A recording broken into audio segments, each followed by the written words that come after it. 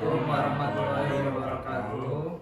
Di sini kelompok kami akan menjelaskan tentang penyebab jalan rusak di Lampung. Nama saya Alfandara dengan NPM 480. Nama saya Ferdiansa dengan NPM 499. Nama saya Khairul Surya Fajar dengan NPM 474. Presiden Joko Widodo yang berada di dalam mobil kepresidenan melakukan kunjungan kerja di kawasan Lampung Selatan pada Jumat tanggal 5 Mei 2023. Presiden mengunjungi Pasar Natar dan meninjau sejumlah ruas jalan di Provinsi Lampung. Kerusakan jalan di Provinsi Lampung belakangan turut menjadi perhatian publik. Bahkan Presiden Joko Widodo meninjau sejumlah ruas jalan di Lampung yang rusak pada Jumat pekan lalu. Dalam agenda kunjungan kerjanya, Ketua Bidang Advokasi dan Masyarakat Transportasi Indonesia Joko Setijowarno berpendapat kerusakan jalan di Lampung disebabkan buruknya desain jalan dan kendaraan kelebihan muatan atau yang biasa kita sebut overdimensi dan overload atau odol. Kita sebutnya odol.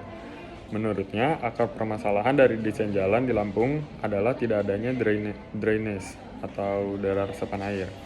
Dulu ada penelitian Bank Dunia, jalan rusak itu karena konstruksi bukan karena odol, tapi karena kendaraan odol sekarang banyak, ya juga sama jadi penyebab jadinya, kata Joko kepada katadata.co.id.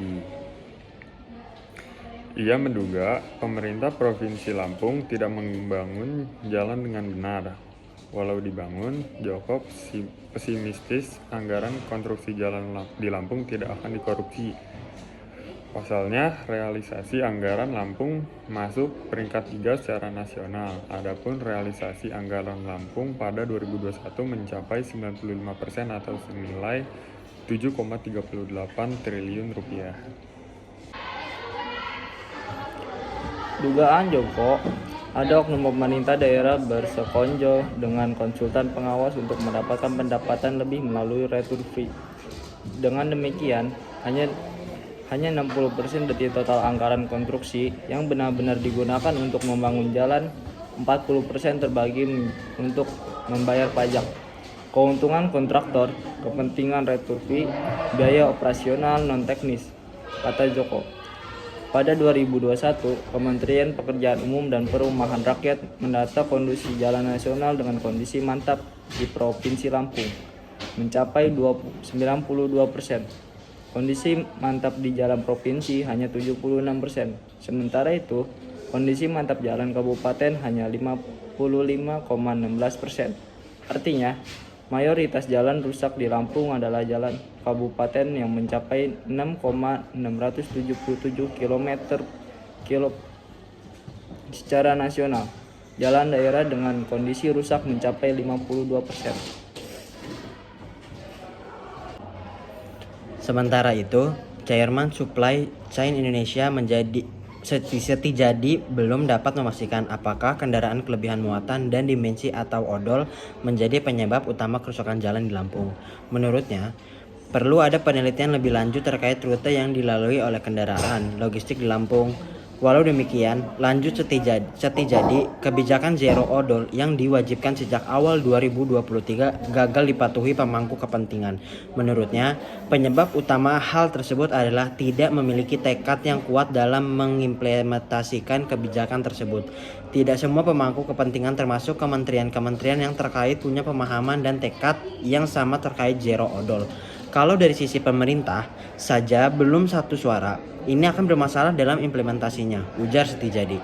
Setijadi berpendapat implementasi zero odol tidak bisa ditunda lagi meskipun pemerintah sebelumnya sepakat akan mengimplementasikan zero odol pada awal 2021, namun ditunda karena pandemi COVID-19.